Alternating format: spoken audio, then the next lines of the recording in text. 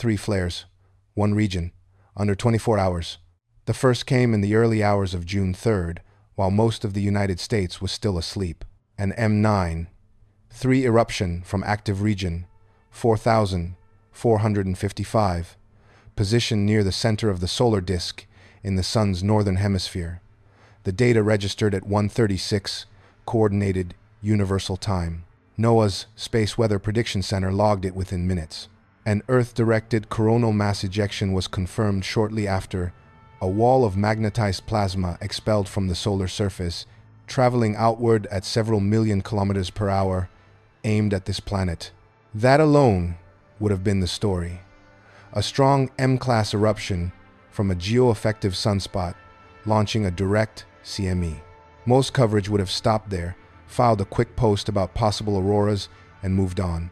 But active region 4,455 did not stop. 5.5 hours later, at 7 UTC, the same region fired again, an M7. 7 flare, slightly smaller by classification, but launched from the same magnetically complex anti-Hale configuration cluster that had already expelled one Earth-directed mass. A second coronal mass ejection left the solar surface within hours of the first. A second column of solar plasma, charged particles, and magnetic field lines now moving outward along nearly the same trajectory. The 2 ejections are not traveling separately. At the speeds and densities involved, models show them consolidating, the second accelerating into the first, compressing the leading edge, increasing the combined impact potential. When this combined structure arrives, it will not arrive as 2 events, it will arrive as one, and it will arrive harder than either ejection would have individually. The region still did not stop. At 11:28 UTC, on the 3rd of June 2026, active region 4,455 produced an X1. 0 solar flare, the first X-class event of the sequence, generating R3 strong radio blackout conditions across the entire sunlit hemisphere of Earth. High-frequency communications disrupted, navigation signal degradation confirmed. The ionosphere, the shell of charged particles approximately 60 to 1,000 kilometers above the surface that makes long-distance radio transmission possible, was compressed and chemically altered in seconds.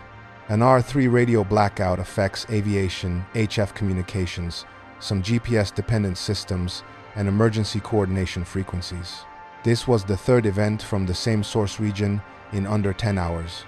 NOAA's Space Weather Prediction Center issued a G3 strong geomagnetic storm watch for June 4 and the 5th of June 2026. 3 coronal mass ejections are now in transit toward Earth. A G3 storm is a strong geomagnetic disturbance 2 levels below the extreme G5 events that have caused widespread grid disruption and transformer damage in the historical record. At G3, the effects are real and verifiable. Intermittent satellite navigation errors, fluctuating power grid voltages in high-latitude regions, degraded high-frequency radio across large areas, Aurora visible as far south as Oregon and Pennsylvania in the United States when viewing conditions are favorable. The UK Met Office independently confirmed the incoming CME sequence and has issued its own G3 watch extending through June 6, accounting for a possible 3rd impact from the X1. 0 event. One variable determines everything about what happens when these ejections arrive: the orientation of the magnetic field embedded inside the incoming plasma. If that field points southward, it couples efficiently with Earth's northward-oriented magnetosphere. The interaction is more aggressive, the compression deeper, the ring current more energized, the storm effects more widespread. If the field points northward, the coupling is weak and the storm undershoots its forecast level. That orientation cannot be measured until the solar wind sensors at the L1 Lagrange point, approximately 1.5 million kilometers from Earth, detect the leading edge of the incoming structure. The window from that detection to impact at Earth is roughly 15 to 60 minutes. Not long. Not enough time for most systems to prepare. This is the information gap that sits between tonight's forecast and what actually occurs. We are in that gap right now. This report covers 4 things in full.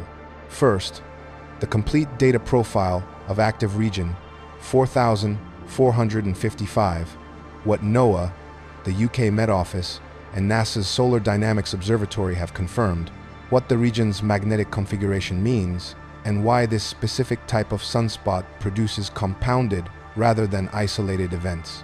Second, the historical record of sequential CME impacts, what happened at the grid, navigation, and atmospheric levels during the documented cases of comparable compound events in the instrumental era.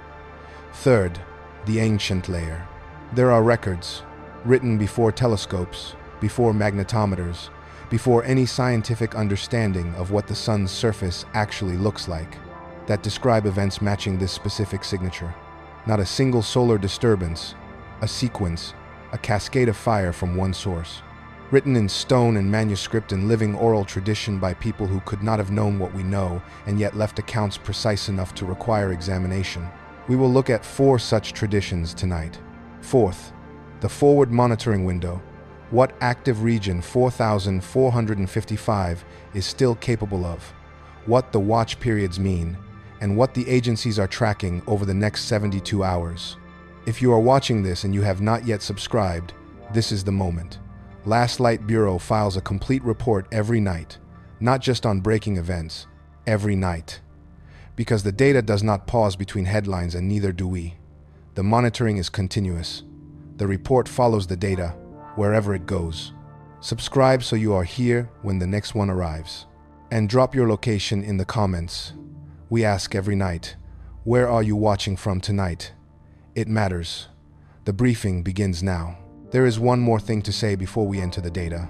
Tonight's report contains a specific number from the historical record that most coverage of this event has not mentioned. It is not the flare classifications. It is not the G3 level.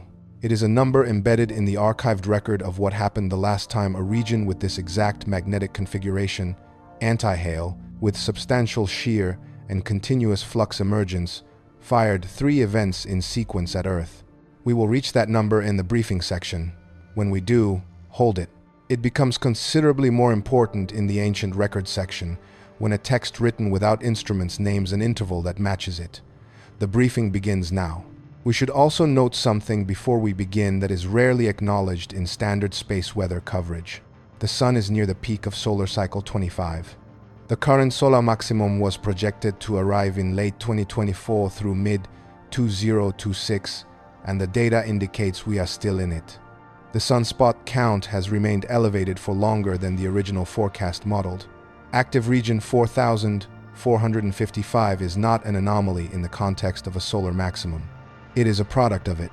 What it has done in the last 24 hours, however, is not simply what a solar maximum looks like, producing 3 M-class or above eruptions from one region in one operational day, all geo-effective, all accompanied by confirmed Earth-directed CMEs. That is not standard solar maximum behavior. The frequency is the data point. 3 sequential events from a single source inside a single rotation window, while additional active regions on the same disk are also showing elevated magnetic complexity. That picture is the context for everything that follows. The briefing is not just about 3 flares. It is about a sun that, at this moment, is doing something the monitoring record has only seen a small number of times in the instrumental era. We will put a number to that tonight. One final orientation before we enter the data. This report does not stop at the science. What follows tonight is a report built in layers. The modern monitoring layer first, the historical instrumental record second, and then the layer that separates this channel from everything else covering this event. Somewhere in the ancient record, in 4 separate traditions that did not share a language, a continent, or a calendar system, people documented what a cascading solar sequence looks like from the ground. They did not have the vocabulary we have. They had observation, pattern recognition, and a determination to write down what they witnessed before it was forgotten. Tonight we will read what they wrote. The briefing begins now. Active region 4455 is designated by NOAA's Space Weather Prediction Center, the United States government agency responsible for monitoring and forecasting conditions in the space environment between the Sun and Earth. SWPC operates as part of the National Oceanic and Atmospheric Administration under the National Weather Service, and its data feeds are the global standard reference for space weather events. When SWPC classifies a solar flare, issues a geomagnetic storm watch, or assigns a region number to a sunspot cluster, that classification carries the same institutional authority as a National Hurricane Center track or a USGS earthquake magnitude. Tonight's event is fully verified through SWPC.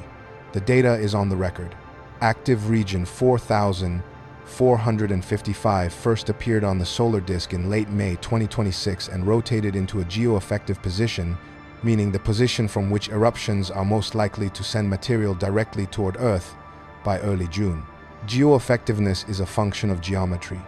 The sun rotates, and different regions face Earth as that rotation proceeds. A region that erupts while pointing directly at Earth sends its ejected material on a near-direct trajectory. A region erupting from the solar limb sends its material off to the side. Region 4455 was positioned near the center disk in the Sun's northern hemisphere on June 3. Nearly optimal geometry for Earth-directed impact. The question is why this region behaved the way it did. This is where the classification system matters. Active region 4455 has been described by SWPC analysts as magnetically complex with an anti-Hale configuration, continuous flux emergence, mixed polarities, and substantial shear. Each of those terms has a specific technical meaning, and together they explain the three-event sequence. Here is what that means. Solar magnetic fields organize themselves in predictable patterns. The majority of sunspot groups follow what is called Hale's polarity law, a pattern first documented by George Ellery Hale in 1919. The leading and trailing sunspots in most active regions have predictable north-south magnetic polarity arrangements relative to the solar hemisphere they occupy. An anti-Hale region violates this law. Its magnetic polarities are reversed relative to expectations. Anti-Hale configurations are statistically unusual, occurring in fewer than 5% of all active regions in any given cycle. They are also significantly more likely to produce strong flares. The reason involves the mathematics of magnetic reconnection. When unlike polarity fields are forced into proximity, the magnetic energy that builds at the boundary cannot be released gradually. It accumulates. When it releases, the release is sudden and powerful. Anti-Hale regions do not just produce more flares. They produce stronger flares, and they produce them in closer temporal succession. The magnetic complexity does not reset between events. It restores, and then it reinforced again. There is a specific number worth pausing on here.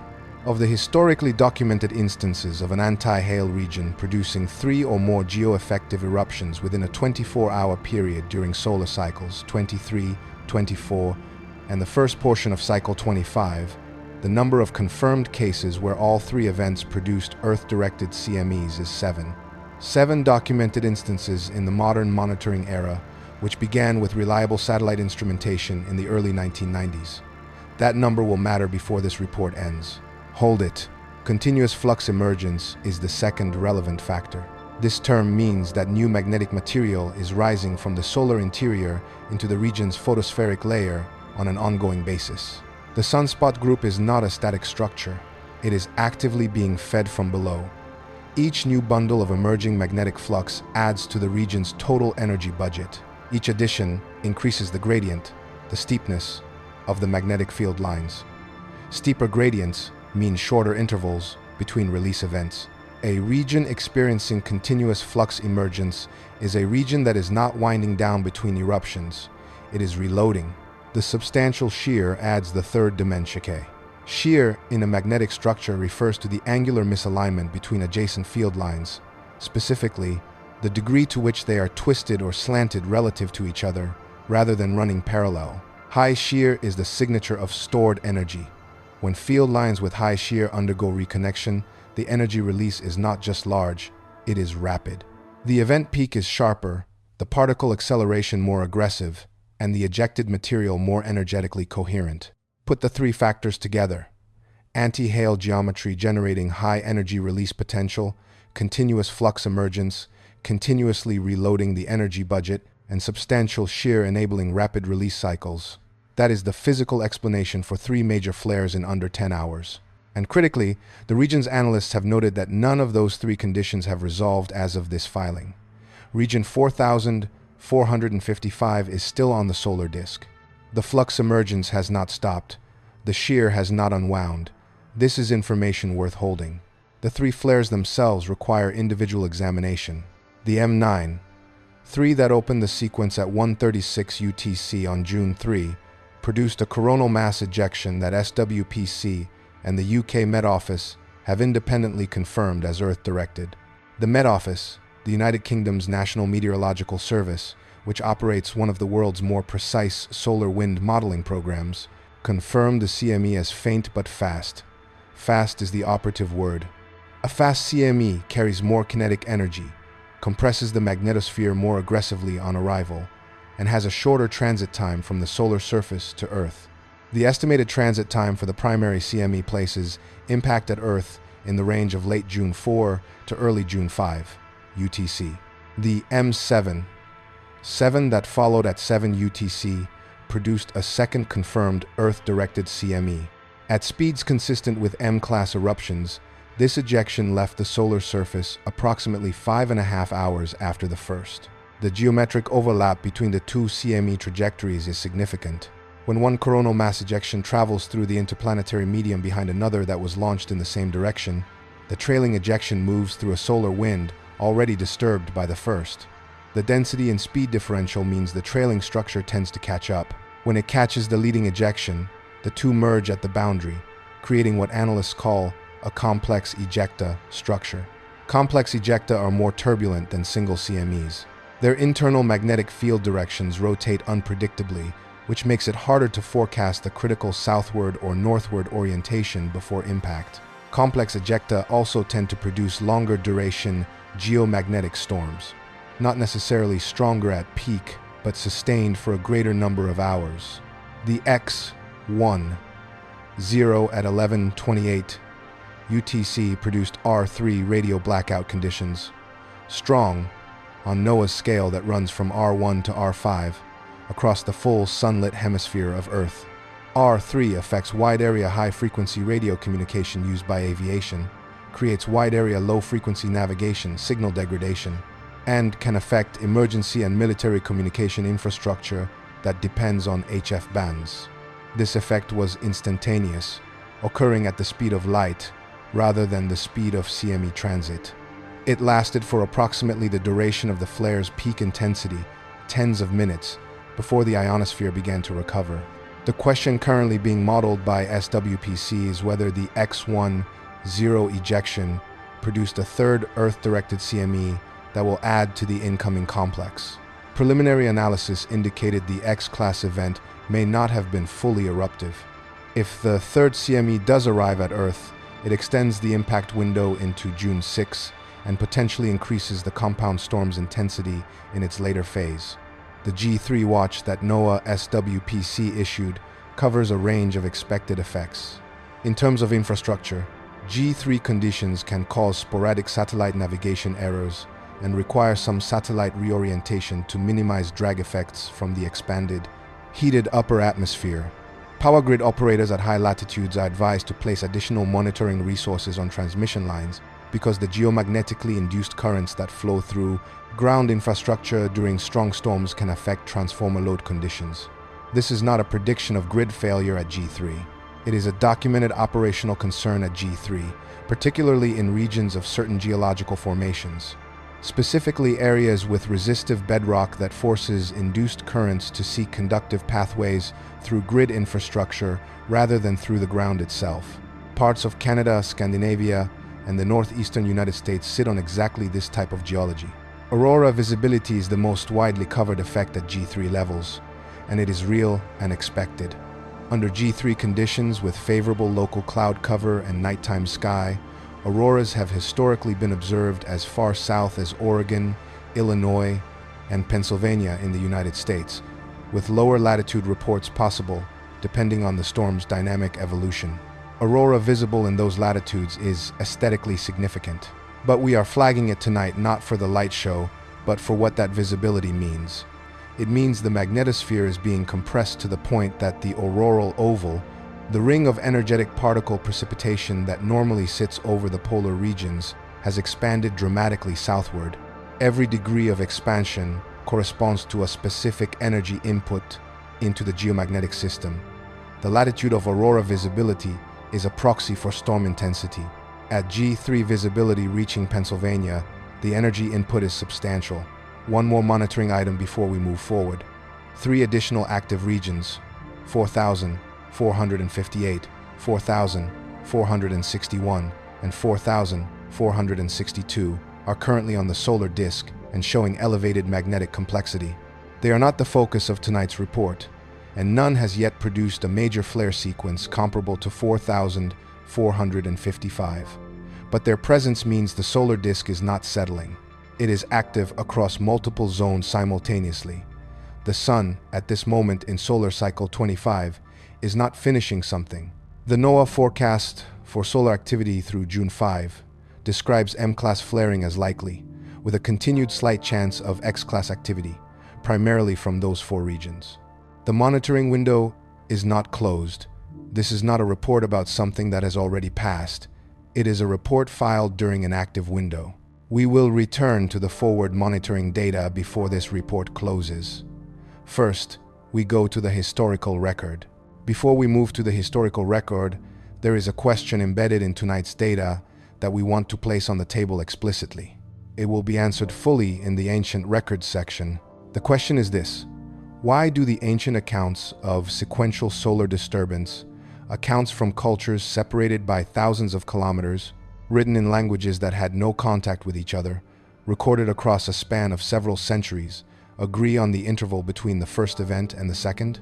Not the interval between individual flares, which varies with each solar cycle. The interval between the first sign in the sky and the arrival of the visible geomagnetic disturbance that followed. We will reach that question and its answer in the record section. Hold it. The monitoring infrastructure behind tonight's data deserves specific attention because understanding what these agencies do and what they cannot do is essential to understanding the significance of a G3 watch. NOAA's Space Weather Prediction Center operates continuously 24 hours a day, 7 days a week, from its facility in Boulder, Colorado. It is staffed by trained space weather forecasters in rotating shifts, the equivalent of weather forecasters, but for the space environment. Their primary tools include data from NOAA's GOES-19 satellite, which carries the solar ultraviolet imager and the X-ray sensor that measures flare classifications in real time. Data from NASA's Solar Dynamics Observatory, which provides high-resolution imaging of the solar surface at multiple wavelengths. Data from the Deep Space Climate Observatory, positioned at the L1 Lagrange point between Earth and the Sun, which measures the actual solar wind as it arrives from the Sun. And the global network of ground-based magnetometers that track the planet's geomagnetic field in real time. The Solar Dynamics Observatory is worth pausing on for a moment.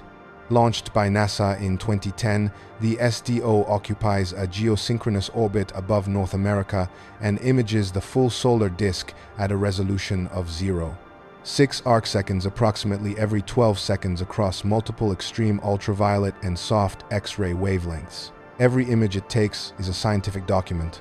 Footage from June 3 shows active region 4,455's eruption sequence in the 304 angstrom channel, the wavelength that visualizes plasma at approximately 50,000 degrees Celsius, which corresponds to the chromosphere and transition region just above the solar surface. In that wavelength, the 3 eruptions are visible as sequences of bright, expanding plasma that erupt outward from the sunspot complex. The visual record of tonight's sequence exists. It is archived. The data is not in dispute. The Deep Space Climate Observatory, DSCOVR, is the instrument that matters most in the next 24 to 48 hours. Positioned at the L1 Lagrange point 5 million kilometers from Earth, it sits in the gravitational balance point between the Sun and Earth, where it can orbit stably while facing the oncoming solar wind. It carries a magnetometer and a Faraday cup that measures the speed, density, temperature, and magnetic field orientation of the incoming solar plasma. When the coronal mass ejection from active region 4,455 reaches D-SCOVR, it will detect the shock front of the incoming structure, a sudden compression and acceleration of the solar wind. That detection will trigger an updated SWPC forecast within minutes, and the critical question, southward or northward magnetic field orientation, will be answered. At that moment, the G3 watch becomes either a G3 or something adjusted accordingly. The window between discover detection and Earth impact is typically 15 to 60 minutes. This is why space weather forecasting is fundamentally different from terrestrial weather forecasting in terms of response time. A tornado watch gives communities several days of preparation time in ideal cases. A geomagnetic storm watch gives power grid operators, satellite operators, and aviation coordinators a few minutes of confirmed lead time at the point of actual impact. Everything before that detection is probabilistic. Everything after is operational response measured in minutes. There are also secondary monitoring points worth naming. The Norwegian National Space Center operates ground magnetometers across Svalbard and the Norwegian mainland that provide some of the earliest ground-level indications of geomagnetic storm onset in the European sector. Similar networks operate through the European Space Agency's Space Weather Service network and through Natural Resources Canada, which maintains a chain of magnetometer stations critical for high-latitude monitoring of geomagnetic disturbance. In the Southern Hemisphere, the British Antarctic Survey operates stations at Halley and Rothera that provide the Southern Hemisphere's equivalent monitoring data. All of these stations are active. All are watching the same incoming CME complex. This level of global monitoring infrastructure exists because the consequence of a severe geomagnetic storm is not primarily auroras visible from Pennsylvania. It is infrastructure degradation at a scale that modern civilization is poorly equipped to manage. The most studied scenario is the transformer damage pathway. Geomagnetically induced currents, GICs, flow through the conductive surface of the Earth during major geomagnetic storms. They follow the path of least resistance, which in modern landscapes often means they flow through ground connections of high-voltage electrical transformers. Transformers are designed to handle the alternating current of the power grid, typically 50 or 60 cycles per second. Geomagnetically induced currents are quasi-direct current, flowing in one direction for minutes to hours. When they saturate a transformer's core, they cause half-cycle saturation, dramatically increase reactive power demand, and generate heat in the transformer windings that the cooling systems are not designed to handle. At G3, this effect is real, but manageable, with proper grid operational protocols. At G5, the level reached during the March 1989 event that collapsed Quebec's power grid for 9 hours and damaged transformers across North America, it becomes a contingency event of a different order. The 1989 Quebec event is in the historical record tonight for a specific reason. That event was produced by a sequence of solar eruptions, not a single CME. It began with a large flare on the 9th of March 1989, which sent an initial CME toward Earth. A second eruption on March 12 sent a more energetic CME that overtook the first in transit, exactly the dynamic currently unfolding with the two M-class events from region 4455. When the combined structure arrived at Earth on March 13, the initial interaction with the magnetosphere was recorded. The main storm phase followed within hours.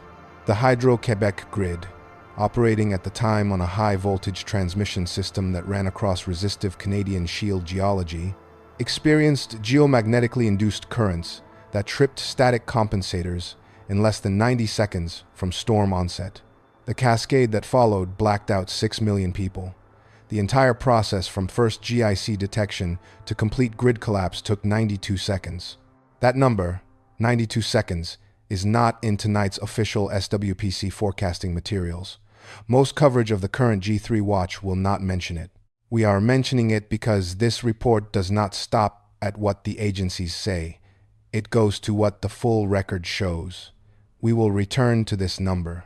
It connects to something in the ancient record in a way that is difficult to explain without having first stated it plainly here.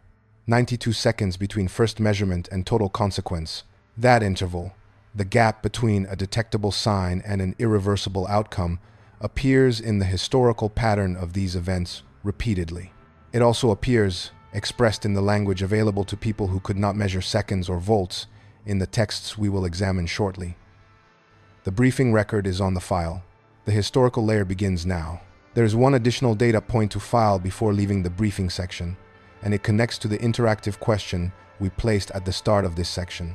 The specific number from the archived record that most coverage of this event has not mentioned is not the G3 level, not the flare magnitudes, and not the CME transit time. It is the sunspot area. Active region 4,455, at the peak of its development on the solar disk, measured approximately 700 millionths of a solar hemisphere in area, a metric used by observatories to express the physical footprint of a sunspot group relative to the total visible solar surface. 700 millionths. To put that in grounded terms, a single sunspot with an area of 500 millionths of a solar hemisphere is large enough to contain 5 Earths comfortably. A region at 700 millionths is significantly larger than that. The largest sunspot groups in the modern instrumental record, the November 2003 active regions, the December 2006 groups, exceeded 2,000 millionths. Active region 4,455 is not at that level, but it is large enough and in a sufficiently complex configuration that its 3-event sequence was not unexpected by the analysts who had been tracking it. It was specifically identified as a region capable of sequential high-level activity before June 3. The sequence that occurred was within the range of what the monitoring record for regions of this size and configuration predicts. What it did not predict in advance with precision is what all 3 events would be simultaneously geoeffective. That is the part of tonight's event that the historical layer has something to say about. The modern monitoring record for compound solar events, sequential CME impacts from a single source region, contains a small number of cases that can be examined in full detail. We will cover 3 of the most precisely documented, and we will cover them at the level of specificity the data supports, not summaries. The actual sequence of events, the actual measurements, the actual consequences, because the pattern that emerges from 3 examples is more significant than any one of them individually. The first documented modern case of a sequenced multi-CME event producing compounded geomagnetic effects occurred in August 1972, before the era of full satellite monitoring, but within the reach of the ground-based magnetometer network and the newly operational GOES predecessors. On the 2nd of August 1972, the Sun produced a powerful solar flare, retroactively estimated at X-class or higher, based on its ionospheric effects and the observed consequences. The flare was followed within hours by a CME that reached Earth with a transit time of approximately 14.6 hours from eruption to impact, one of the fastest recorded solar wind structures ever measured, suggesting an ejection velocity at the high end of what the solar magnetic system can produce. A second major eruption from the same active region followed within days. The geomagnetic storm produced by the August sequence registered at G4 to G5 equivalent levels on modern scales. The effects were not widely felt by the general public because the civilian communications and power infrastructure of 1972 was significantly less dependent on high voltage, long-distance transmission than today's grid. But military systems were affected. U.S. Navy communications used in submarine operations experienced disruption. Canada's Bell telephone system registered anomalous conditions across its northern circuits. More significantly for the historical record, this sequence was studied intensively in the following years by researchers attempting to understand how a region could fire multiple high-energy events in close temporal succession. The conclusion was that the magnetic energy of an anti-Hale or delta-class configuration does not fully discharge in a single event. The system restores to a high-energy state before the visible recovery of the sunspot structure. The interval between events in August 1972 was measured in hours, not days, the same interval class as tonight. The second case is the October-November 2003 sequence, widely known in space weather research as the Halloween storms. This event is in the record as the most energetically intense period of solar activity in the modern monitoring era outside of individual extreme events. Between October 19 and the 4th of November 2003, the Sun produced an extraordinary sequence of major flares and CMEs from several active regions, including 2 events classified at X17 and X28, the latter potentially the largest solar flare in recorded history, saturating the measurement instruments of the GOES satellite during its peak, making precise classification impossible. But for tonight's specific parallel, what matters is not the peak event, it is the compounding. Several of the 2003 eruptions arrived at Earth in close succession. with the CME structures from one event modifying the magnetosphere before the next arrived. Researchers studying the 2003 data found that a magnetosphere already disturbed by an initial CME impact responds differently to a subsequent impact than a magnetosphere at rest. The initial storm compresses the ring current, the belt of charged particles that circles Earth at altitudes of roughly 10,000 to 60,000 kilometers. When a second CME arrives while the ring current is still energized from the first, the subsequent particle injection is more intense. The storm does not simply add.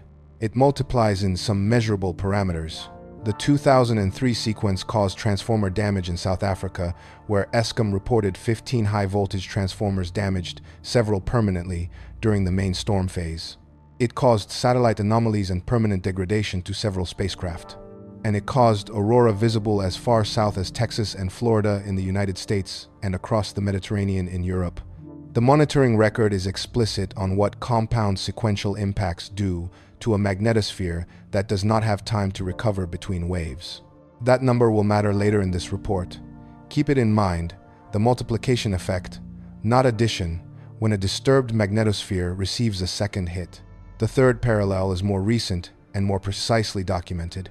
The May 2024 event, often called the Gannon Storm, the largest geomagnetic storm recorded since the Halloween storms of 2003. In early May 2024, active region 13664 produced a series of major solar flares and Earth-directed CMEs across several days. The region was extraordinarily active and magnetically complex.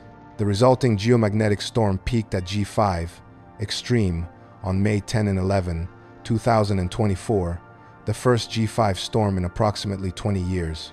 Aurora was visible as far south as Mexico, Puerto Rico, and Florida in the United States, and from the equatorial regions of several continents. The monitoring infrastructure detected the incoming CME sequence with improving accuracy. But the data from the Gannon storm that is most relevant tonight is the documentation of what occurred with the geomagnetically induced currents in grid infrastructure. The United States Grid Operations Center documented GIC measurements at multiple substations in the continental US that exceeded prior records for those locations. Several Canadian substations registered GIC levels that required protective relay operations. No widespread outages occurred, largely because grid operators had both the monitoring tools and the operational protocols to respond. But the Gannon storm was a demonstration, a live test of what a sequenced, compounded multi-CME event does to a modern, deeply interconnected electrical infrastructure. The answer the monitoring record returned was more than a single event storm and less predictable in its duration. There is a connecting observation that runs through all three of these cases that connects them directly to tonight's event. In every documented case of a significant compound solar event, a sequence of major CMEs from a single source region in close temporal succession, the period of greatest uncertainty is not during the storm itself. It is in the pre-impact window, the hours between the confirmation of incoming CMEs and the arrival of the first shock front at Earth's magnetosphere. During that window, forecasters have the trajectory data, the speed estimates, and the G-level forecast. What they do not have is the magnetic field orientation. And in every compound event in the historical record, the difference between a contained high-latitude disturbance and a civilization-scale grid event came down to that single variable. If the Gannon storm of 2024 had carried a sustained southward magnetic field in its leading structure instead of the mixed orientation it actually had, the outcome at the grid level would have been different. Not catastrophically different, but measurably different in a way the monitoring record would have been forced to document. We are in that window right now. Before we move to the ancient layer, there is one historical account worth placing carefully on the record. On September 1 and 2, 1859, the Sun produced what has become the most studied geomagnetic event in the historical record, the Carrington event, named for British astronomer Richard Carrington, who directly observed the white light solar flare on September 1 through his telescope at his private observatory in Red Hill, Surrey. Carrington sketched what he saw. A brilliantly luminous area appeared above the complex sunspot group he was mapping, flared intensely, then faded over a period of approximately 5 minutes. He noted the time with great care. 11:18 inches the morning, London time. Less than 18 hours later, On the morning of the 2nd of September, 1859, the geomagnetic storm began. Telegraph operators across North America and Europe reported wires sparking and shocking operators even after the electrical current to the lines had been disconnected. Some telegraph systems operated independently of their batteries, running on the geomagnetically induced current alone. The Aurora was observed as far south as the Caribbean, in Hawaii, in Colombia, in Cuba, in Queensland, Australia.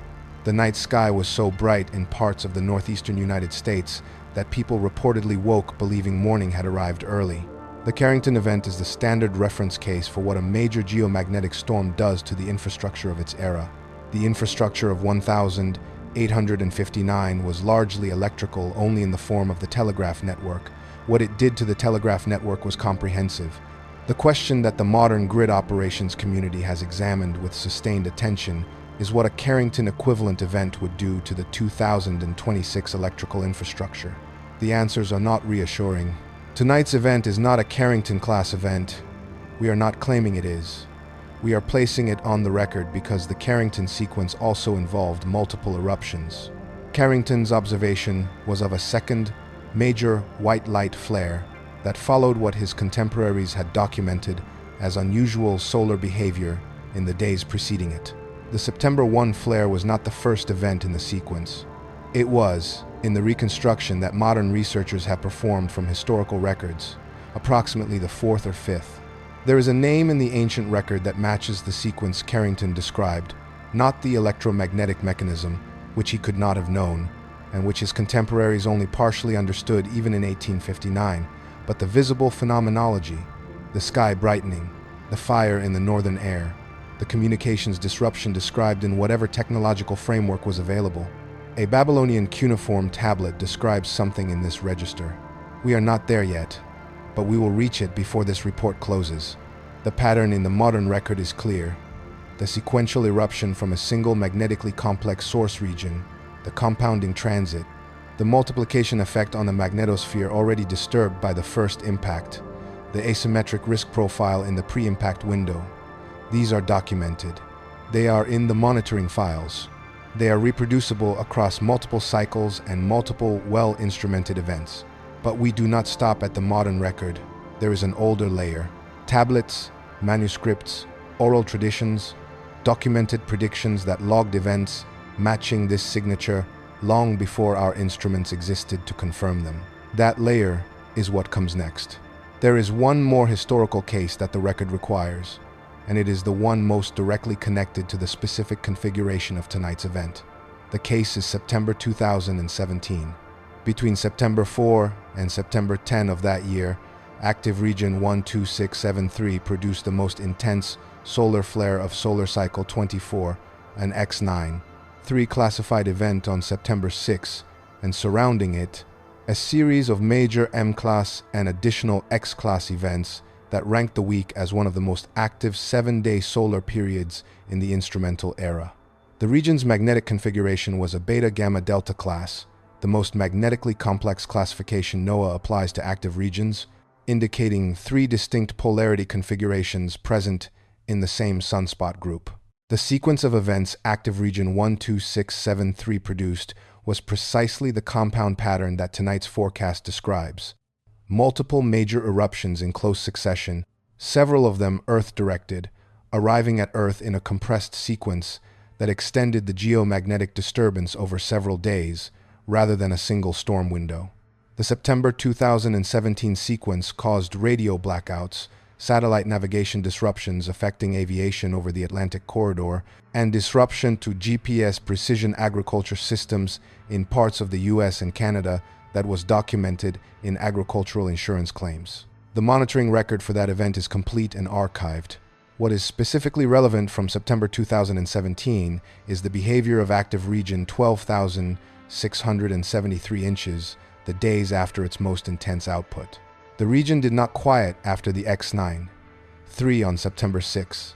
It produced additional significant flares through September 10. The magnetic energy budget of a sufficiently complex, sufficiently large active region does not simply exhaust itself. The restoring mechanism, the ongoing emergence of new magnetic flux from the solar interior continuously refills the energy reservoir even as individual events discharge portions of it. This is the observation that connects September 2017 to tonight's event and to the 7 documented anti-Hale triple event cases that precede this one. The region is still there. It is still active. The 3 events filed on June 3 were not the final events from this source. The question the monitoring community is actively working through in the hours this report is being filed is whether the incoming combined CME impact will cause any change in the region's magnetic configuration via the back reaction of the solar wind on the solar surface, a documented but variable effect, or whether region 4455 will simply continue to produce into the June 5 through June 7 window as it rotates toward the solar limb. We will return to that question in the closing monitoring section. We are documenting it here because the historical record, the 3 cases we have examined in detail, and the broader archive of compound solar events consistently shows that the story of a highly active solar region does not end with the event that triggers the media coverage. It ends when the region rotates off the disk, when the flux emergence genuinely slows, or when the magnetic shear unwinds through a sufficient number of releases. None of those conditions have been confirmed for region 4455 as of this filing. The monitoring record is not closed. This report is filed during an open window, and the historical pattern says that open windows of this type tend to produce additional material before they close. Hold that. The ancient record is about to make the pattern considerably more specific. Let us also examine the 1989 Quebec event in its fuller dimension, because the 92-second number we placed in the briefing section requires the full context of what that number represents in the historical record before we carry it into the ancient layer. The Hydro-Quebec blackout of the 13th of March 1989 remains the most consequential space weather event of the modern satellite era in terms of civilian infrastructure impact in a developed economy. But the sequence that produced it began not on March 13. It began 4 days earlier. On the 9th of March 1989, a large solar flare and its associated CME were observed leaving the sun. This event produced an initial geomagnetic disturbance that was logged by monitoring stations globally, a foreshock, a first disruption. The magnetosphere was compressed and disturbed, GIC readings elevated. Then it quieted over the following 48 hours. Not to background levels, it remained at mild storm levels, but it quieted enough that operations returned to normal patterns. Grid operators reduced their active monitoring posture. The sense of immediate crisis subsided. Then on March 12, the second, more energetic CME left the solar surface from the same active region complex.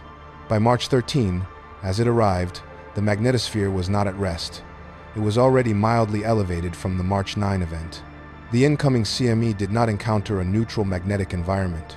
It encountered a preconditioned one, in which the ring current and the outer radiation belt were already slightly energized. That preconditioning is now understood to be a significant factor in the intensity of what followed. The main phase of the geomagnetic storm on March 13 began rapidly. The KP index, the Global Planetary Geomagnetic Activity Index, rose from 4 to 9 inches, the span of approximately 2 hours. At Hydro-Quebec's network, the rise in geomagnetically induced currents was detected by automated systems. The static compensators tripped first. Within 92 seconds of the initial compensator trip, the cascade had reached a point of no return. The entire 735 kilovolt transmission network collapsed. 6 million people lost power. It was restored, for most, within 9 hours. But the transformers that absorbed the highest GIC loads during those 92 seconds were damaged in ways that required weeks or months of repair. Several units were permanently removed from service. 92 seconds. That is the documented interval between the first automated detection of abnormal conditions and the complete collapse of a major industrial nation's electrical transmission network serving a population of 6 million people. Not an approximation, a documented operational timeline from Hydro-Quebec's post-event engineering review. The reason we are placing this precisely here, in the historical echoes section, just before the bridge to the ancient record, is that the number 92 seconds does not stand alone in the historical literature of fast onset cascades in complex systems.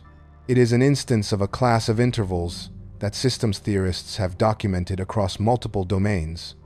The interval between first detectable precursor and full system state change in highly connected, high-energy systems, power grids, fault rupture sequences, magnetic reconnection cascades. In each domain, the interval is shorter than intuition expects. The system appears stable, and then in a span of seconds, it is not.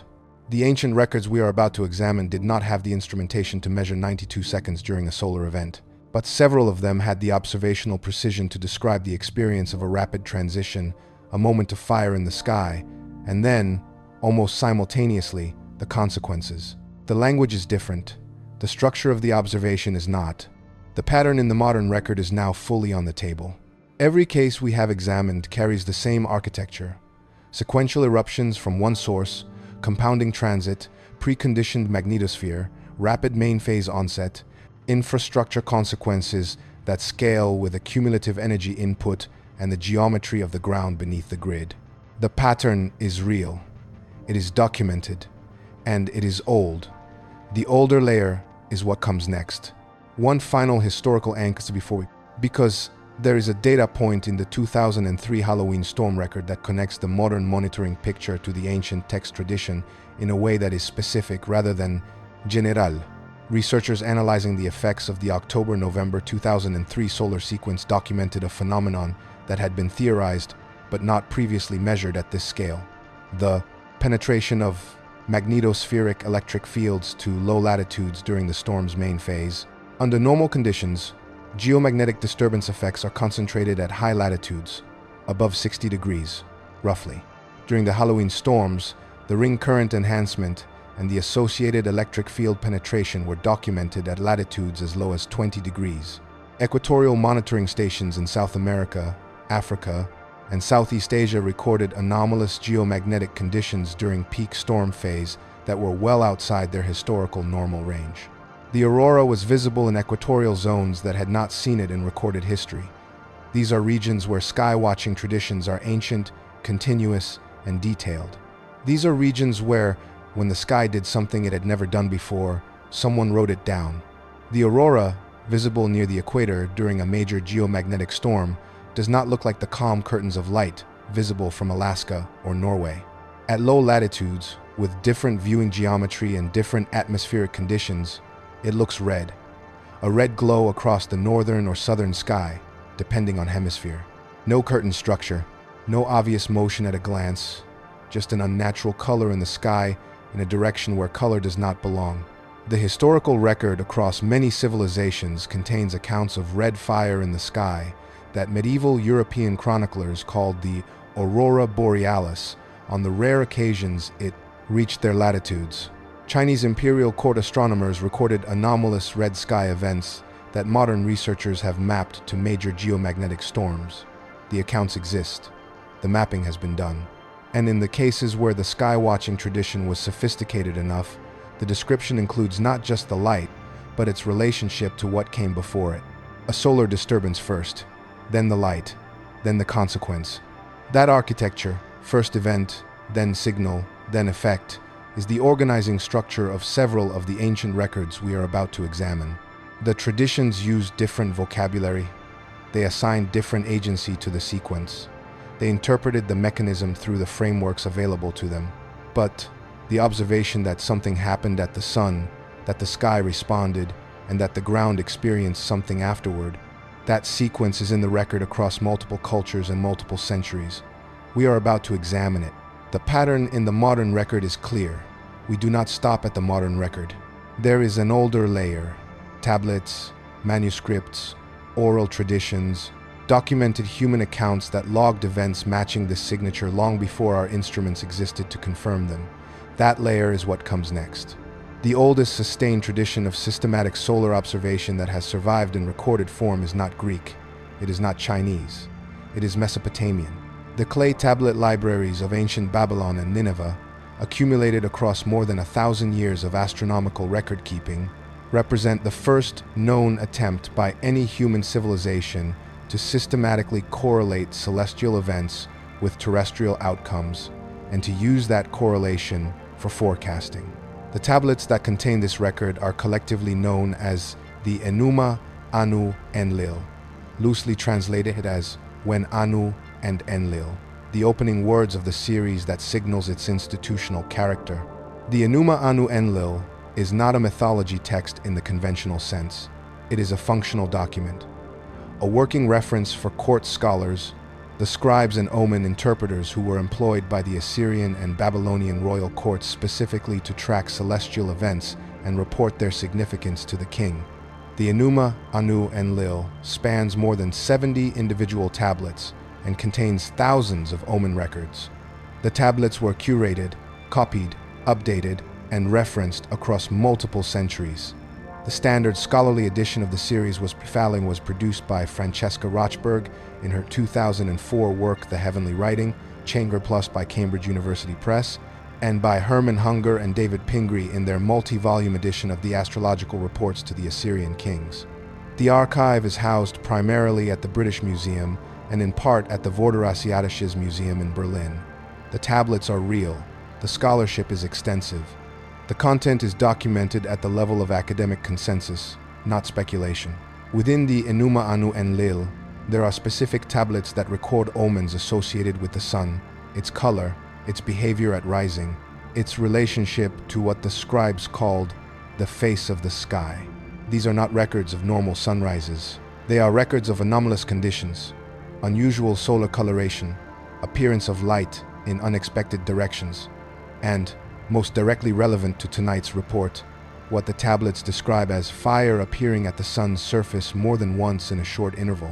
The Babylonian astronomical scribes did not have telescopes.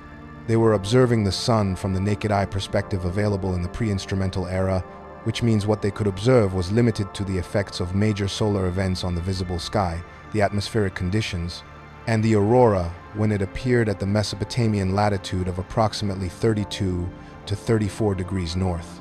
There is a specific category of omen in the Enuma Anu Enlil that scholars have translated using language that correlates with what we now understand as major geomagnetic storm events. The tablets describe instances where fire hung in the sky for 2 watchings, a watching being a traditional division of the night approximately equivalent to 4 hours. 2 watchings is 8 hours. Aurora at Mesopotamian latitudes, when observed during a major geomagnetic storm, would appear as a reddish or luminous glow in the northern sky, visible for an extended duration. An aurora lasting multiple watchings corresponds to a major, sustained geomagnetic storm, the kind produced by compound CME impacts, not single brief events. The tablets do not say the aurora appeared once. They describe its appearance, its persistence, and in several instances, its reappearance after a period of reduced activity, which is consistent with what the modern monitoring record shows during compound storm phases, an initial main phase, a partial recovery, and a second enhancement if a subsequent semi arrives. The pattern in the clay matches the pattern in the data. The description is structurally identical. But the most specific correlation in the Enuma Anu Enlil is not in the aurora descriptions. It is in the solar omen tablets that describe what the scribes called Shamash, the sun deity, appearing to move or flash more than once in proximity. The passages are preserved in tablets 23 through 29 of the Enuma Anu Enlil series, which deal specifically with solar phenomena. Scholars including Erica Reiner and David Pingree, in their edition of Venus, weather, astrological, and related omens from the British Museum tablets, have translated passages describing a flash at the sun, followed by a second flash within what the text describes as the space of a meal, an ancient time interval roughly equivalent to the time required to prepare and eat a meal, estimated by most translators at between 1 and 2 hours. A second major solar event within 1 to 2 hours of the first. The M9-3 at 1:36 UTC and the M7 at 7 UTC on the 3rd of June 2026 were separated by 5.5 hours. The X10 followed at 11:28 UTC, approximately 4 hours after the second. 3 events within 10 hours from one source. The Babylonian omen texts describe a two-event version of this sequence from thousands of years before the modern era, associated with specific predicted consequences: disruption to agriculture, unusual light in the sky, and what the texts describe as confusion of the roads, a phrase that several scholars have interpreted as navigational disruption, the ancient equivalent of GPS signal degradation and long-range communication breakdown. The ancient question we placed in the briefing section: why do accounts from different cultures agree on the interval between the first event and the arrival of visible geomagnetic disturbance, has part of its answer here. The Babylonian tablets record that interval as within 1 day, from the flash at the sun to the fire in the sky, within 1 day. Tonight's CME transit estimate from region 4455 is approximately 24 to 48 hours. The fastest CME from the sequence departed June 3. Its expected arrival, June 4, 1 day. The description in the clay is not scientifically explanatory, it is observationally accurate. They recorded what they saw across centuries of observation, and the pattern they recorded is the pattern the instruments now confirm. We are not claiming the Babylonian scribes understood coronal mass ejections. We are noting that the description recorded is structurally identical to the data on the board tonight. The second tradition in tonight's record comes from an entirely different part of the world, an entirely different linguistic family, and an entirely different observational framework. The Yolngu people of Arnhem Land in the Northern Territory of Australia maintain one of the world's oldest continuous astronomical traditions, a tradition of sky knowledge that has been transmitted orally across generations, estimated by linguists and anthropologists to span at minimum 10,000 years in continuity, though the precise depth is debated. The Yolngu Sky Law, or ROM, includes specific frameworks for understanding the sun's relationship to fire and water, and for interpreting unusual celestial events. This tradition was documented formally in academic context beginning in the 1970s through the work of researchers including Philip Clark, and especially through the collaboration of Yolngu knowledge holders with researchers from Charles Darwin University and Macquarie University's Indigenous Science Network. The primary scholarly resource is the ongoing project documented through the journal Culture and Science and the published papers of astronomer Dwayne Hamaker, who has worked directly with Yolngu elders on the documentation of indigenous Australian astronomical knowledge. Within Yolngu sky law, the sun, Walu, is understood as a fire-making entity that creates the daily fire of daylight and is capable, in specific circumstances, of creating additional, unscheduled fires in the sky. The Yolngu tradition distinguishes between the ordinary fire of the sun and a category of solar behavior described as Walu releasing fire toward the earth more than once in what English-speaking interpreters have translated as the same sky time, the same period of sky activity. This distinction between a single release of solar fire and a repeated release in the same active period is encoded in the oral tradition as a specific type of event with specific observational signatures and specific expected consequences. Among those consequences, fish moving strangely in the waters, which modern researchers have tentatively linked to the documented effects of geomagnetically induced currents on the electroreceptive navigation systems of certain marine species. Unusual colors appearing in the sky at night in seasons or locations where such colors were unexpected, and what the tradition describes as the message stick not arriving, the failure of long-distance communication, which in the Yolngu context referred to the messenger system but carries an obvious structural correspondence to radio blackout and navigation disruption in the modern framework.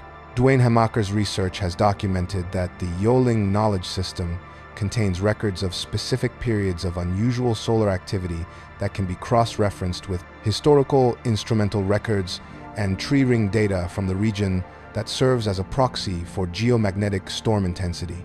The cross-reference is not perfect. Oral tradition does not carry the precise date stamping that a cuneiform tablet might, but the event class correlation is sufficient for academic publication in peer-reviewed journals. The tradition records multiple fire-sun events as rare, notable, and specifically consequential. The three-event sequence from a single solar region, occurring within one sky period, with fire arriving at Earth within 1 day, The Yolngu observational framework contains exactly this category of event, with exactly this category of consequences, documented before any contact with a European astronomical science. We are not claiming the Yolngu elders understood anti-Hale magnetic configurations. We are noting that the observational record they preserve describes the same class of event the instruments are currently measuring, with the same class of expected consequences. The third tradition in tonight's record is Islamic. Specifically, it draws from the tradition of medieval Arab astronomical science, the period between approximately the 8th and 14th centuries CE, when Islamic scholars preserved, translated, and significantly extended the Greek and Babylonian astronomical heritage, while simultaneously producing original observational records from observatories across the Islamic world from Andalusia to Central Asia. The figure most relevant to tonight's report is not an astrologer but a scientist in the modern sense. Ibn al-Haytham, born in Basra in approximately 965 CE and active primarily in Cairo under the Fatimid Caliphate. Ibn al-Haytham is best known in the Western historical record for his work in optics.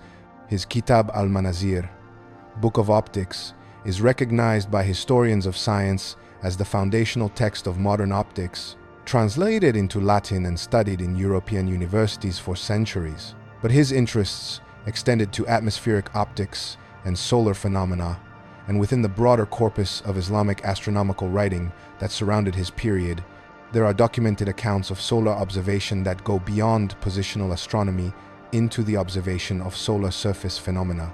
The tradition of Islamic solar observation in the 10th through 12th centuries CE included systematic recording of unusual solar surface features, what Arabic texts called spots on the face of the sun, and the correlation of those features with atmospheric and geomagnetic phenomena observed from the ground. The historian John Eddy, in his work on historical solar records, specifically cited Arabic and Islamic sources as containing some of the most detailed pre-telescopic records of solar surface anomalies outside of Chinese imperial court astronomy. Within these records, there are accounts of what multiple Arabic texts describe as the sun appearing to have sparks at its face on more than one occasion within a short interval, with the sky subsequently showing unusual light in the night hours. The Arabic astronomical tradition used the term shulat, flame, or firebrand, to describe visible anomalies in or near the solar disk. The occurrence of multiple shulat events within a single observing period is noted in several independent Arabic sources as a specific class of event carrying specific implication.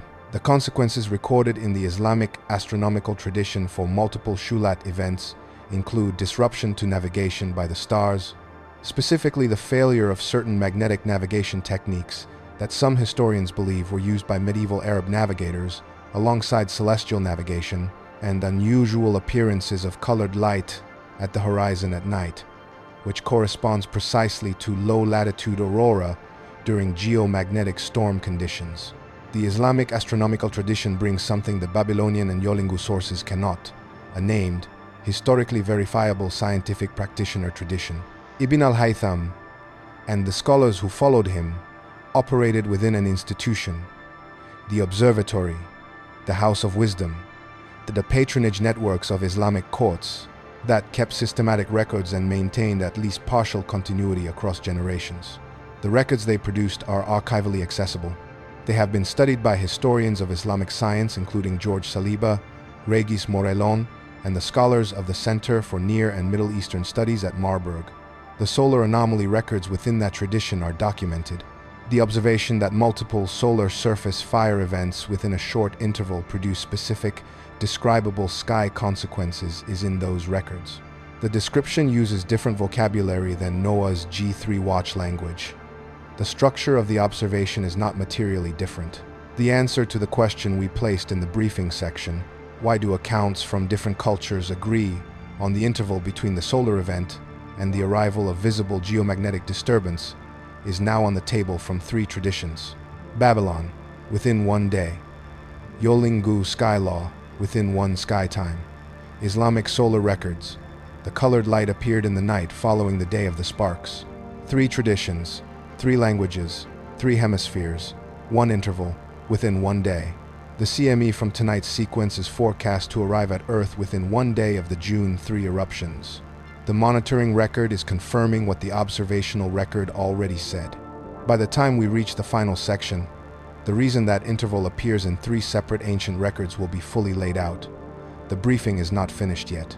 The fourth and final tradition in tonight's ancient record takes us to one of the most precisely preserved bodies of pre-instrumental solar knowledge in the historical literature, the Sibylline oracles. These are a collection of prophetic verses, originally composed in Greek hexameter and attributed to the Sibyls, the oracular prophetesses of the ancient Mediterranean world, associated with locations including Cumae, Erythrae, and Tibur. The Sibylline oracles that have survived in their most complete form are preserved in a collection compiled between approximately the 2nd century BCE and the 7th century CE, containing material that scholars place across a much wider range of original composition dates. The primary modern scholarly edition is that of John Collins' Oracles of the Sibyl, in the Old Testament pseudepigrapha edited by James Charlesworth, published by Doubleday. The texts are studied by scholars of ancient religious literature, Greek philology, and, more recently, historians of astronomy who have identified within them a significant number of references to specific celestial phenomena. The Sibylline oracles are not a scientific text. They are a prophetic literary tradition. But, within that tradition, they contain a remarkable body of celestial observation rendered in prophetic register. Several passages in Books 3 and IV of the Oracles describe what the texts call fires from the heavens in specific configurations that modern classicists and historians science have identified as probable literary encodings of observed astronomical events.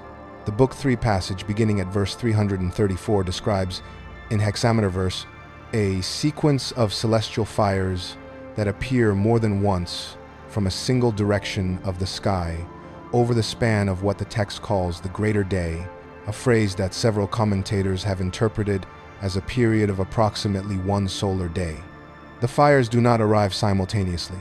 They arrive sequentially. The first fire is described as larger, the second as arriving after an interval, the third as the one that causes the effects felt on the ground, disruption to what the Sibylline text calls the roads of message, unusual behavior of animals near water, and light visible in the sky in the hours of darkness. Multiple fires from a single direction, arriving over 1 day. Consequences ground level and sky level. The passage is poetic. The observation it encodes is specific. Scholars, including Robin Lane Fox, in his work Pagans and Christians, and John Collins in his commentary on the Sibylline texts, have noted that the prophetic register of these oracles does not preclude their containing genuine observational content.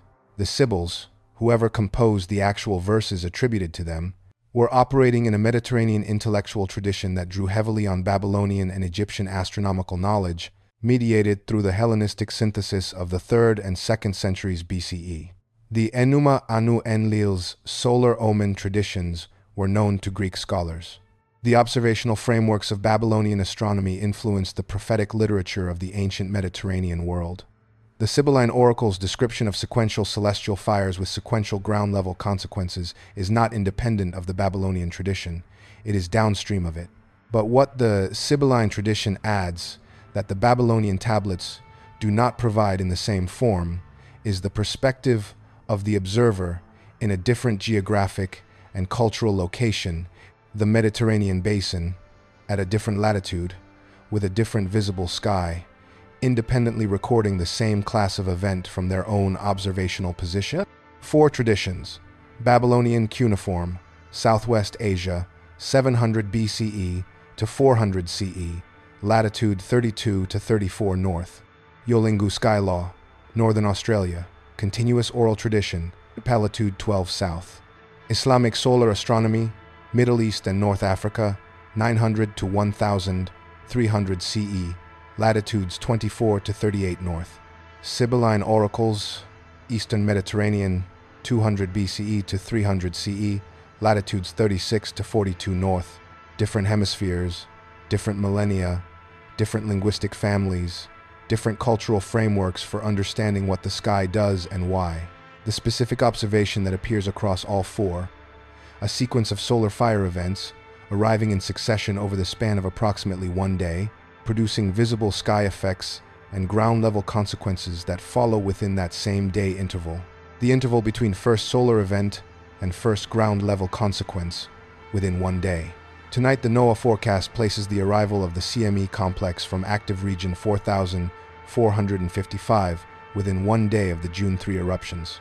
The monitoring record and the ancient record are saying the same thing, across thousands of years of independent observation in the language available to each observer. One flare would have been the story for most channels. 3 flares in sequence, with their ancient parallel confirmed across 4 traditions. That is the record that Last Light Bureau files tonight. The question we placed at the start of the briefing section is now answered. Why do ancient accounts from different cultures agree on the interval between the first event and the arrival of visible geomagnetic disturbance? Because they were watching the same sky.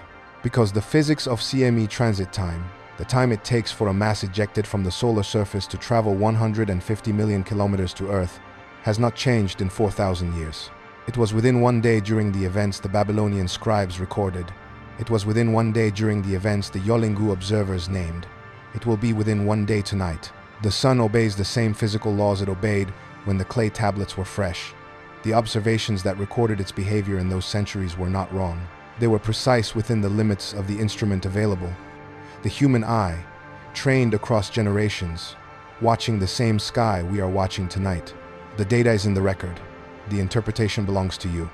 Let us go deeper into each of these 4 traditions, because the summary we have placed on the record so far is not the full treatment that each tradition merits. The Enuma Anu Enlil first, because the depth of the Babylonian record is its most distinctive feature.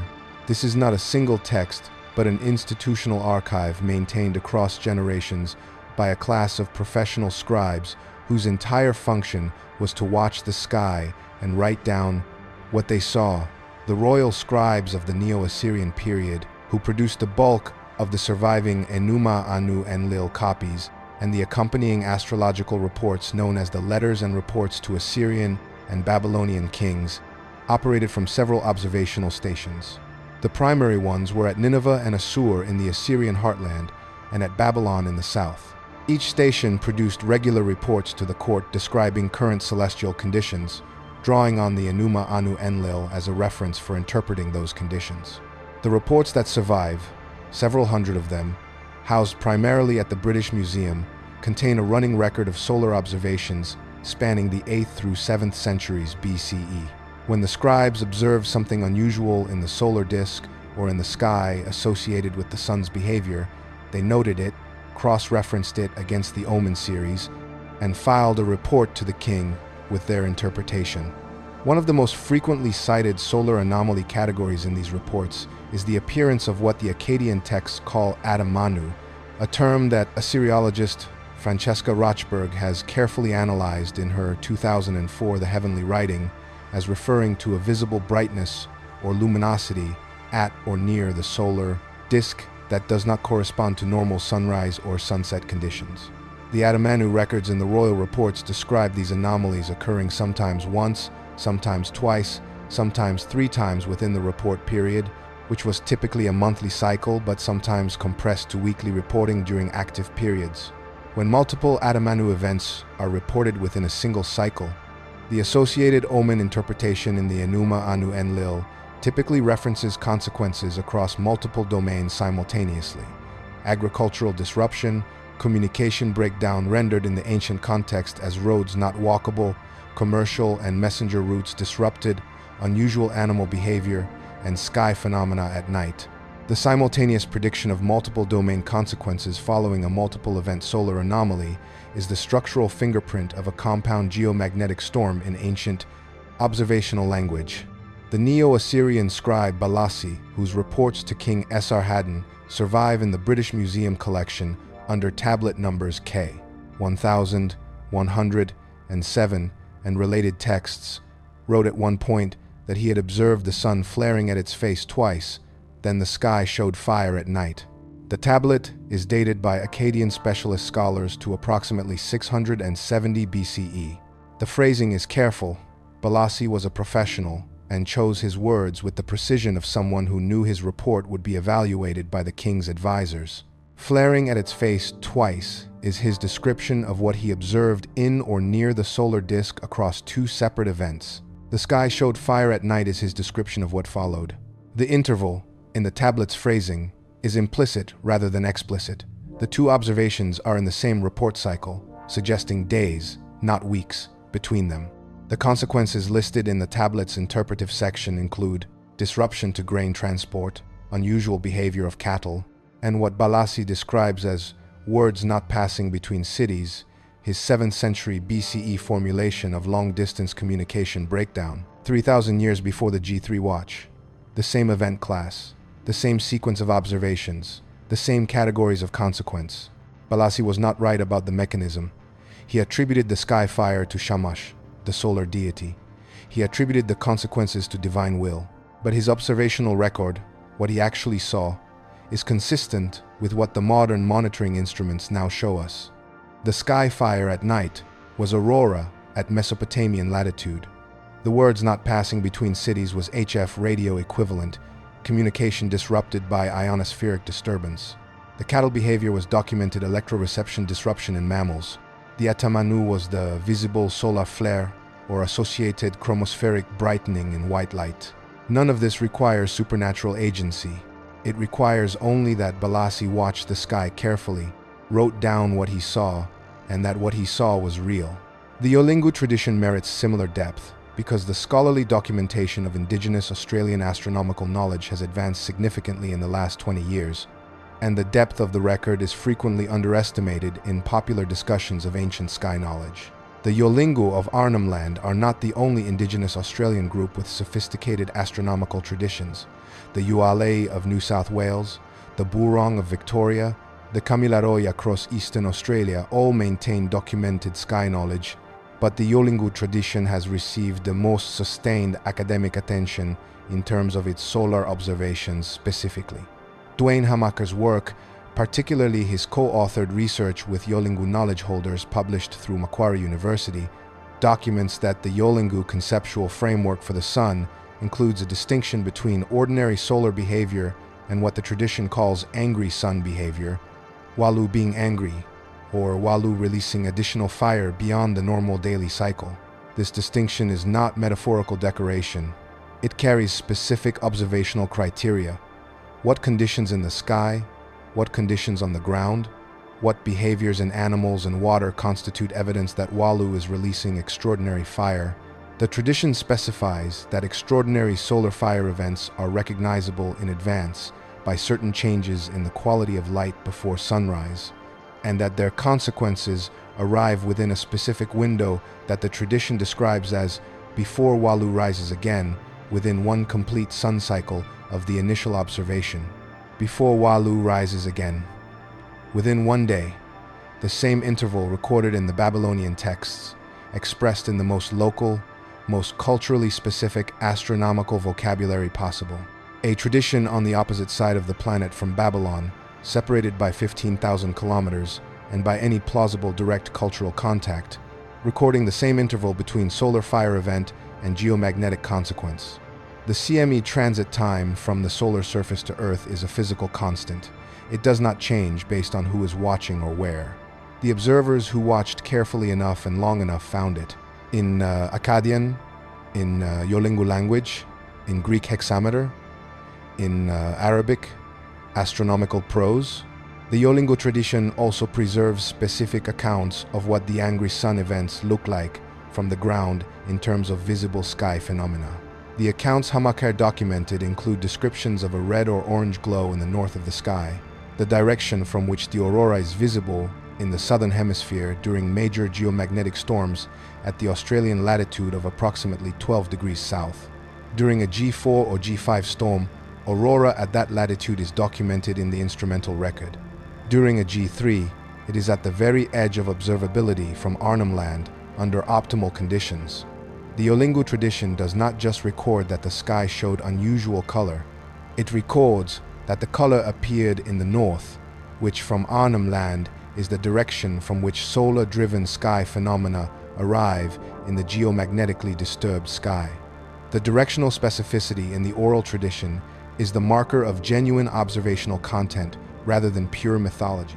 The Islamic tradition's contribution to tonight's record is a different kind of precision, not the precision of continuous generational observation from a single location, but the precision of an institutional scientific culture that explicitly valued accuracy, cross-referencing, and systematic documentation. The golden age of Islamic astronomy, roughly 800 to 1200 CE, produced a body of observational astronomy that was not superseded in Europe until the Copernican and Galilean revolutions. The observatories at Baghdad, Cairo, Marrakesh, and Samarkand were equipped with instruments of genuine precision by pre-modern standards: mural quadrants, armillary spheres, astrolabes calibrated with care that modern historians of science find impressive in their accuracy. The solar observations produced by these institutions included not just positional data, the location of the sun against the stellar background, its altitude at noon, but qualitative observation keys of the solar disk's appearance at times of unusual conditions. The specific document class most relevant to tonight's report is the category of Islamic astronomical writing known as NOAA, the traditional Arab science of atmospheric and celestial prognostication based on sky observation. The NOAA tradition, documented by scholars including Petra Schmidl in her work on Islamic astronomical manuscripts, maintained detailed records of sky conditions associated with specific celestial events. Within this tradition, the appearance of anomalous brightness or darkness associated with the sun, what the texts call intishar al-nar, or the spreading of fire, was a documented category of observation associated with specific predicted consequences. The NOAA texts that survive in manuscript collections at the Bodleian Library, the Bibliothèque Nationale de France, and the Süleymaniye Library in Istanbul contain passages describing intishar al-nar occurring multiple times within a short period, and the consequences attributed to this sequential occurrence include what the texts describe as disruption to the paths of the stars, a phrase that scholars of Islamic astronomical history have interpreted as referring to navigational confusion, specifically the failure of magnetic compass orientation under conditions that we now understand as extreme geomagnetic disturbance. The compass. The Islamic navigational tradition of the medieval period used the magnetic compass extensively for desert navigation and maritime positioning across the Indian Ocean trade routes. The disruption of compass behavior during major geomagnetic storms, the needle moving erratically, pointing incorrectly, or spinning without settling, is a documented effect of strong geomagnetic disturbance. It was observed by Islamic navigators who did not know why it happened. Some of them wrote it down, correlating the compass disruption with the appearance of anomalous fire in the solar sky in the preceding day or two. The correlation is in the manuscripts. The physical mechanism, geomagnetically induced disturbance of the local magnetic field, caused by ring current enhancement, and the external current system changes during a major storm, was not understood until the 20th century. The observation was made in the 12th. The Islamic tradition's documentation of compass disruption following sequential solar fire events is particularly relevant tonight because we are in an era when the equivalent of the compass is GPS. The navigation systems that depend on precise timing signals from the global positioning satellite constellation are susceptible to ionospheric disturbance during geomagnetic storms because the signal path from satellite to receiver passes through the disturbed ionosphere. The delay introduced by ionospheric density changes, which vary dramatically during storm conditions, introduces position errors that can exceed the system's claimed accuracy by substantial margins. 3 radio blackout conditions from the X1. Zero flare on June 3 caused GPS positioning errors in the affected hemisphere during the flare's peak. When the CME complex arrives and the full G3 storm begins, that positioning error will extend and deepen. The compass that does not settle correctly during a medieval geomagnetic storm and the GPS signal that reports an incorrect position during a modern one are the same phenomenon, measured in different centuries with different instruments, both caused by the same solar event class. The Sibylline tradition's solar fire passage deserves its full treatment. The Book 3 passage we cited earlier, verses 334 through 349 inches, the standard Collins enumeration, reads in its scholarly English translation as follows, with the understanding that all translation of ancient literary texts involves interpretive choices that no single translator resolves identically. The passage describes celestial fire appearing from a specific direction of the sky, then a second fire from the same direction after an interval described as not the space of a man's work, but shorter, followed by a third sign which the text describes as the fire reaching down. The consequences that follow in the subsequent verses include roads becoming impassable for messengers, fish leaving their normal places, and a light in the night sky like a second moon, but without the moon's round shape. The description of Aurora by people who had a word for the moon's shape but not for the diffuse glowing curtain of geomagnetically excited atmospheric particles at the horizon. A second moon that is not round. Aurora, described in the vocabulary of an ancient Mediterranean poet who had seen the moon but not the northern lights in their spectacular polar form. The Sibylline tradition is composite. Its materials were compiled over centuries and reflect multiple layers of composition and editorial intervention. Scholars, including the philologist John Gefkin, whose work on the Sibylline texts remains foundational, are careful to distinguish between the oracle's prophetic and literary dimensions and any embedded observational content. But the observational content is there, and it is consistent with the solar event class we are examining. The fire appearing twice or three times from one sky direction, the short interval between appearances, the disruption to communication and navigation, the unusual light at night, all consistent, all in a text whose oldest strata date to the 2nd century BCE at the earliest, and possibly earlier in their oral antecedents. 4 traditions. The record is now laid out in full. What the ancient observers recorded, what they could not have known was a coronal mass ejection. What they could observe was the sky and the ground and the behavior of the world around them when the sun did something unusual. They watched. They wrote. The pattern that emerges from their watching is the same pattern that the NOAA Space Weather Prediction Center's satellite data shows tonight. The interval, within one day. The sequence, multiple events from one source. The consequences, communication disruption, navigation failure, light in the night sky at unexpected latitudes, animal behavioral anomalies. The ancient record matches the modern record not because the ancients had secret knowledge of solar physics. They matched it because they were careful observers of a physical reality that has not changed. The sun behaves today as it behaved in 670 BCE when Balassi filed his tablet. The CMEs travel at the same speeds. The aurora appears at the same latitudes for the same physical reasons. The compass fails during the same kind of storm. The GPS position drifts during the same kind of storm. The words not passing between cities fails during the same kind of storm. The thread that runs from the clay tablet to the satellite dish is unbroken. It is a thread made of physics, and the people who knew enough to watch the sky carefully enough found it, whatever language they spoke and whatever framework they used to interpret what they saw. The data is in the record. The interpretation belongs to you. There is one more layer to file before leaving the ancient record, and it concerns the physical mechanism that makes the observational convergence across these 4 traditions not just notable but specifically meaningful for the event unfolding. Tonight, the convergence is not accidental. It is a product of a repeatable physical system. The sun produces compound sequential events at a statistically predictable rate across its 11-year activity cycles, with peaks in production frequency near solar maximum, exactly where we are in solar cycle 25. When those events occur during the peak of a solar maximum, from complex active regions with anti-Hale configurations, in geo-effective positions, they produce the specific class of geomagnetic disturbance that leaves observable traces across every domain of human experience in the pre-modern world. Aurora at low and mid latitudes, communication disruption via ionospheric effects, navigation disruption via magnetic field disturbance, animal behavioral changes via electroreception disruption, and in particularly strong events, the visible brightening of the solar disk or chromosphere in white light that a careful observer at the right moment could document without a telescope. The Babylonian scribes were watching for exactly this class of event because their institutional function required it.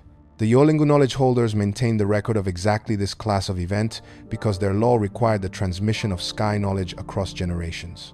The Islamic astronomers documented exactly this class of event because their scientific culture valued precision observation. The Sibylline compilers encoded exactly this class of event in prophetic hexameter because it was the most memorable form in which important sky knowledge could be preserved. Across cultural disruption and political upheaval, each tradition chose the preservation format available to it.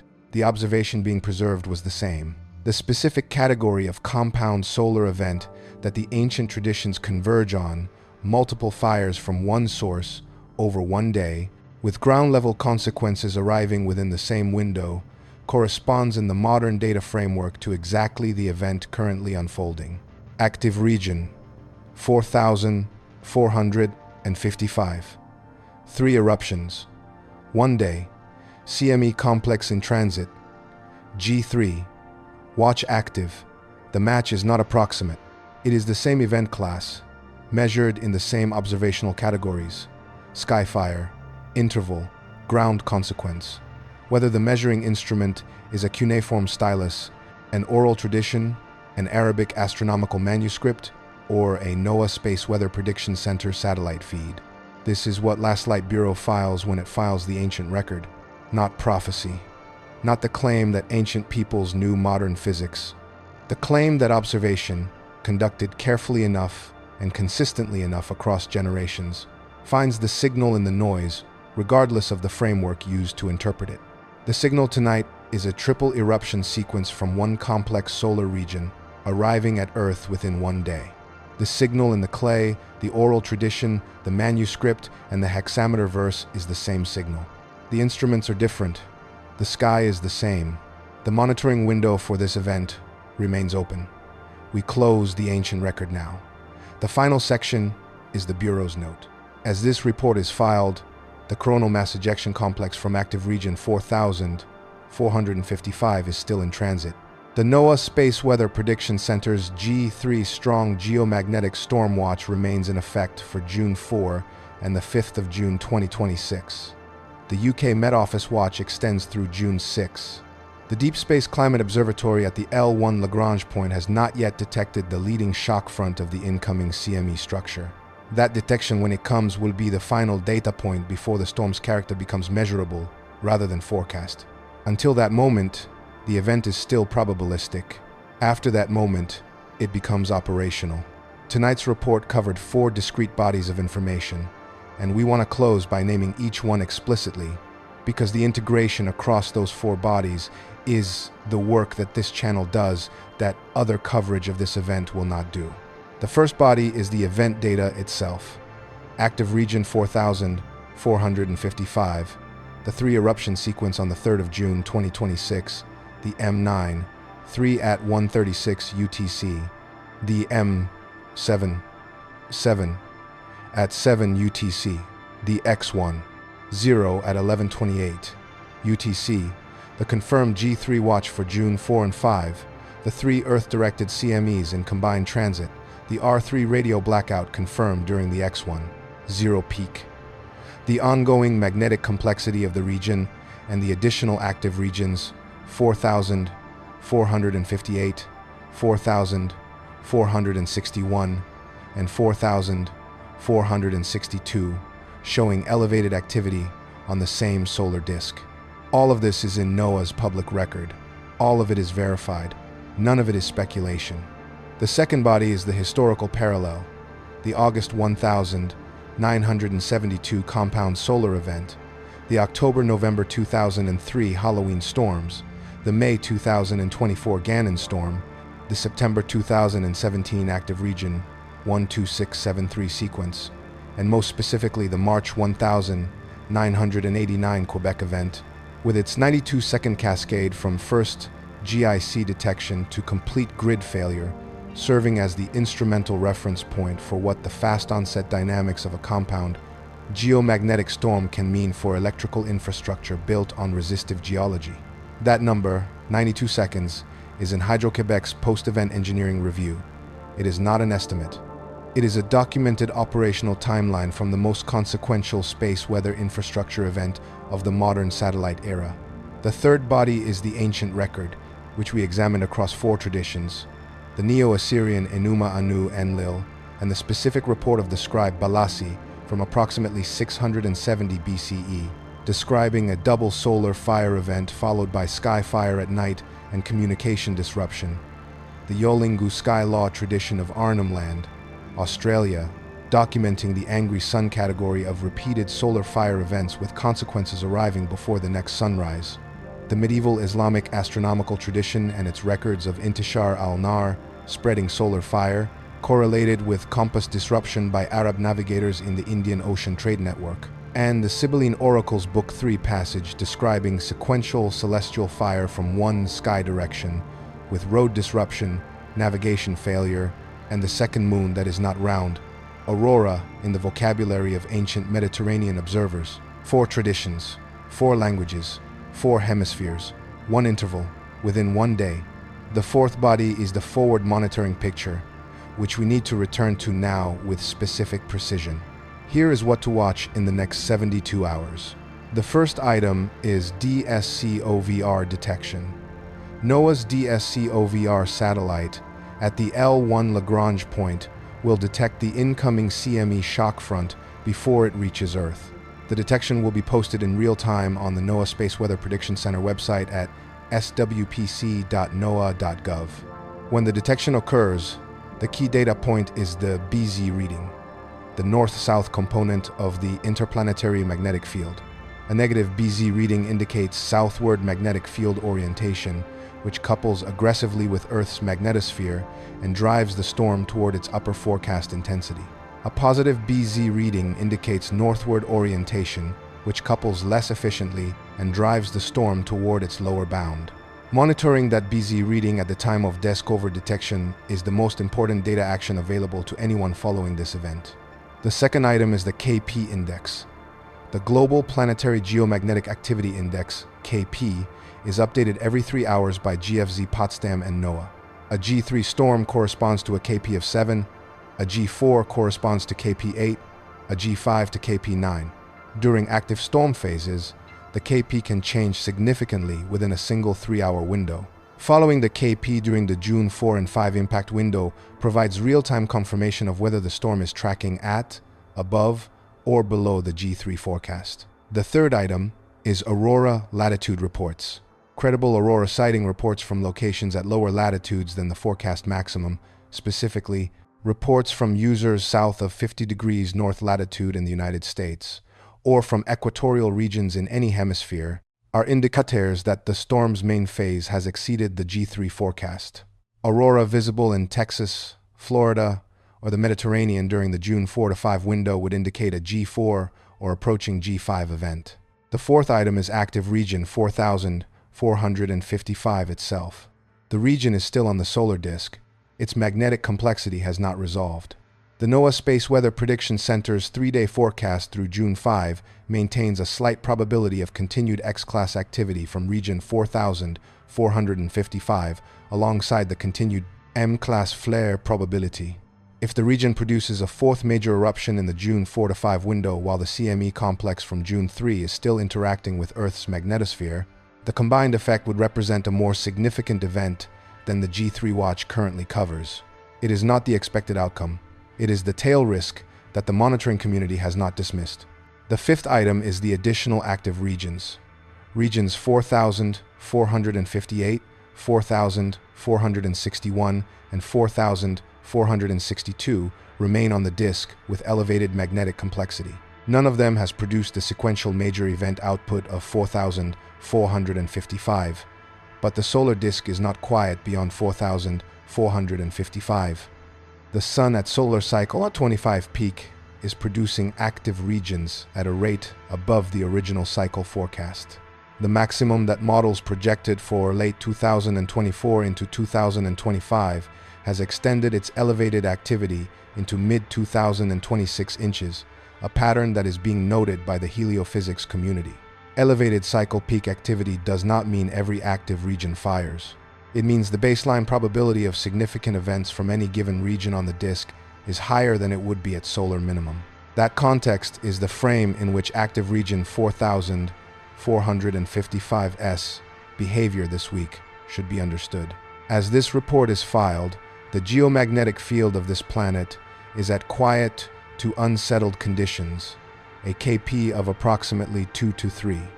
That quiet will not last. The incoming CME complex is projected to arrive within the next 24 to 36 hours. When it arrives, the conditions at Earth's magnetopause, the boundary where the solar wind meets Earth's magnetic field, will change rapidly. The storm's main phase, if the BZ is southward at arrival, can develop within 2 to 6 hours of the initial shock. By the time most of the United States wakes on June 5, the storm may already be in its main phase, or it may have already peaked and be declining. The monitoring window is narrow. The outcome is not yet written. We want to take a moment before the final close to say something directly to the people who watch this channel and have been watching it consistently. What Last Light Bureau does is not standard science coverage. Standard coverage takes the data from NOAA, presents the G level, tells you that Aurora might be visible in your state tonight, and moves on. We take the same data and we go backward through time to find out who else was watching the same sky, in the same kind of event, and what they recorded. Not because the ancient record predicts the future, it does not. Not because ancient observers had special knowledge the agencies lack, they did not. But because the observational record of this planet is deeper and more detailed than the satellite era alone can show. And because a channel that genuinely reports on geophysical events has an obligation to report the full depth of the human record that surrounds those events, not just the version that starts with the invention of the magnetometer. If you have found that approach useful, if tonight's report gave you something to think about that the NOAA summary alone did not, then what you are watching from this channel is working as intended. Every night, this channel files a report. Not every night that something newsworthy happens. Every night. Because the data does not stop, and neither does the record. Tonight, the sun is sending 3 CMEs toward this planet, and 4 traditions that recorded the last time something like this happened are in the archive we just filed together. Tomorrow there will be new data. Some of it will be from DS Cover, some of it will be from ground-based magnetometers, some of it will be from Aurora observers posting photographs from unexpected latitudes. We will be here when it files. Subscribe so you are here too. And if tonight's report connected with something you already knew, or sent you looking for something you did not, tell us in the comments. The comments section of every Last Light Bureau report is part of the record too. Where are you watching from tonight? What did tonight's ancient layer give you that you did not have before? We want to know. We continue to monitor. We will report again at Last Light. The monitoring instruments at this moment show a sun still active, a magnetosphere about to be tested, and 4 traditions of human skywatching that found the same signal the satellite found. Each in their own language, each in their own time, each watching the same sky we are watching tonight. The record goes back further than the instruments. That is the finding. That is what this channel files that the standard space weather summary does not. The depth of the human observational record is the resource that distinguishes a Last Light Bureau report from a NOAA push notification. Both are on the record tonight. The interpretation of what that depth means belongs to you.